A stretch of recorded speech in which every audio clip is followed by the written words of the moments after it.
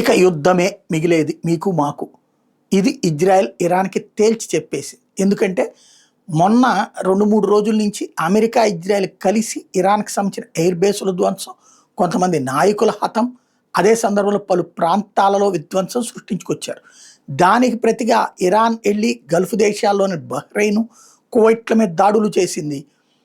అదే సందర్భంలో ఇటు ఇజ్రాయెల్ మీదకి తాజాగా బాలిస్టిక్ మిస్సైల్స్ని ప్రయోగించింది.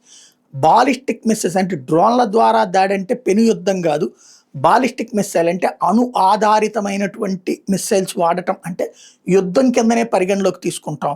మీరు మా మీద యుద్ధం చేసినప్పుడు మేము ఆ యుద్ధానికి సమాధానం చెప్పడం మా బాధ్యత. తద్వారా ట్రంప్ మీద కూడా ఒత్తిడి, ఇరాన్ మా మీద దాడి చేసింది కాబట్టి మేము మీద చేసాం అని చెప్పే ప్రయత్నం ప్రారంభించింది ఇజ్రాయెల్.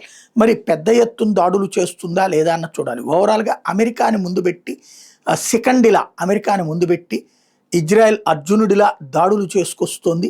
ఏదైతే పాండవుల వైపు నుంచి పోరాటం ఇజ్రాయిలు అమెరికా పాండవుల తరహాలో చేస్తుంటే ఇప్పుడు ఇరాన్ కౌరవుల తరహాలో చేస్తుందా అంటే ఆయుధ విధానాల స్టైల్ అట్లా ఉంది. కానీ సంఖ్యపరంగా చూస్తే వీళ్ళే కౌరవులు అవుతారు, వాళ్ళే పాండవులు అవుతారు.